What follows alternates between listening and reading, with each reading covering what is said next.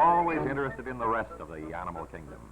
Many of the denizens of far places seem almost human, and from them we can learn a lot. Various kinds of monkeys live happily as one big family in one big cage. It's the fun spot of the zoo.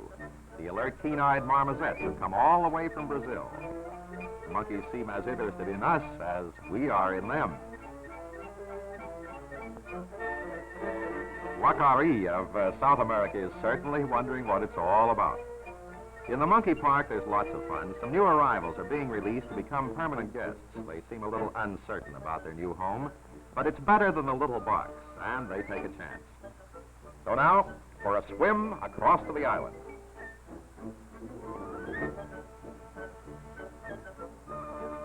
All the conveniences of a popular beach resort. In Monkeyland, too, there are bullies who boss the smaller ones. Chico is a great favorite with the children. He takes a long walk with them every day. And then the luxury of a rub-down, for one must keep fit. The trainer does all the work, while the big fella just watches his friends pass by. The pool in Crocodile Park looks like Florida. These big fellows are equally at home on shore or in the water, always dangerous. Their mighty jaws with sharp teeth and snap shut with lightning speed. They're one of the terrors of tropical streams. The great lizards were on Earth ages before man. Centuries ago, they battled with other prehistoric monsters and won to survive down through the ages. Today, they live on remote islands in tropical seas.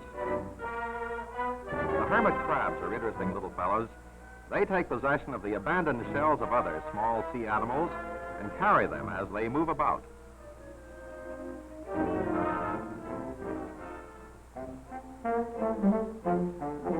Penguins, with their human accents, are always fascinating. They give us friendly greetings. This family from Africa looks like men in masquerade, but they seem to take life very seriously. The sparkling pool calls and off they've just gone. The last one in is it. They're just a lot of show-offs. And soon they come back for applause and to strut in their swallowtail coats.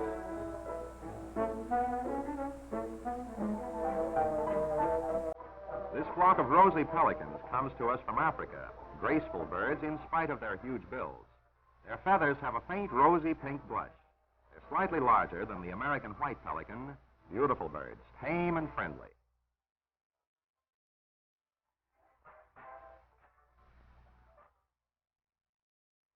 The little pocket gopher is a burrowing rodent from the western states, industrious but destructive, an enemy to farmers, interesting to watch, but bad for growing crops.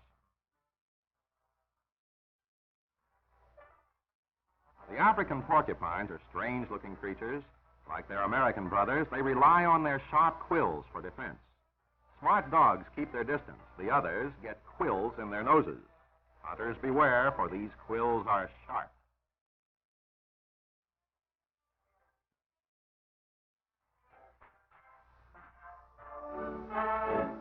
The bear dens always attract great crowds. This Sitka brown bear from Alaska looks friendly as he begs for peanuts, but he's really a dangerous beast, an enemy of man. The polar bear from zero climates is one of the most majestic species of the bear family. In our temperatures, he finds it hard to keep cool, and he suffers from the heat. So he stays pretty much in the cold water, chilled by blocks of ice. And does he love ice? He greets it like a long-lost friend and welcomes its soothing chill. But he'd like to be back in the Arctic with the icebergs again.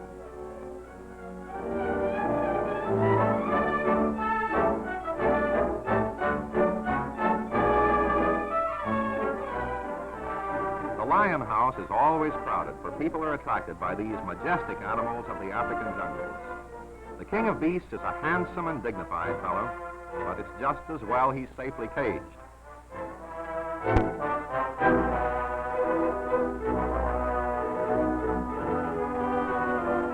The stealthy jaguar of the southern states and South America is another fine example of the family of big cats.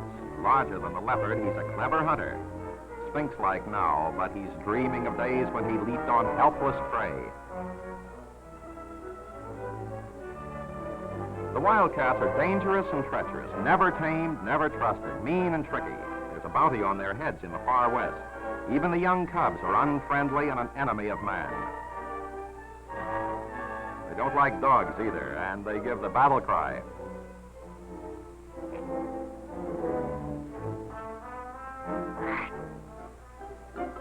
The loris of southern Asia is a primitive form of primate. The slowest moving animal known, he always takes his time, even when doing nothing. His big sensitive eyes avoid the light of day, for he sees best at night. That's when he hunts and feeds. Mountain goats, oh no, Barbary sheep that inhabit the arid country of the mountains of North Africa. Graceful, sure-footed animals living safely and peacefully in remote, inaccessible places.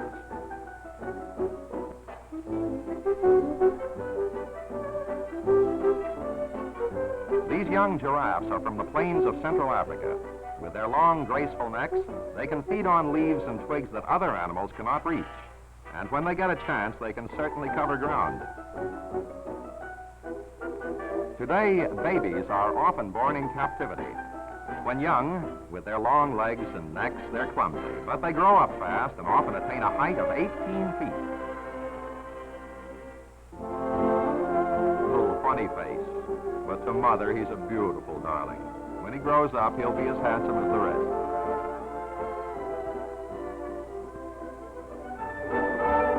The hippos breed in captivity, too, and mother teaches her offspring all the tricks of life in a zoo, like making faces at the audience and begging peanuts.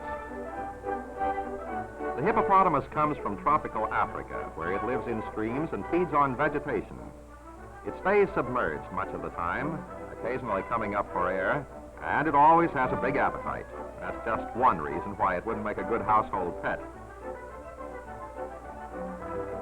But he seems content in his big cage here.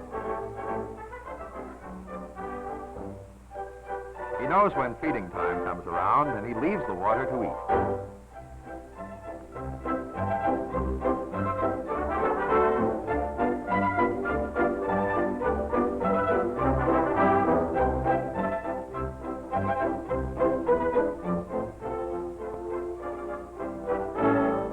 The black rhinoceros of Africa, a large, powerful animal with strong horns, which, when backed up by a couple of tons of weight and plenty of speed, are formidable weapons that even lions fear. This big fellow is a vegetarian, but as belligerent as any of the carnivorous beasts. Elephants are always popular with the children, and a baby elephant has as big a following as a movie star. But for a long time, he has no use for anyone but mother, and she gets little rest while bringing up her youngster in the way he should go in a well-regulated zoo. Someday, he'll pay more attention to the peanuts of the visitors, but today they're just a nuisance. Mother is all important, and she knows it, too. The Sumatran elephant has no family cares, but finds plenty of time to lave in the big pool. She must have her bath every day, for when back home, it's her custom to be in the water more than other elephants. And, too, when there's an audience, she likes to show off a bit. And although she can't high dive, she can plunge, and plunge she does. Splash! How did you like the spray?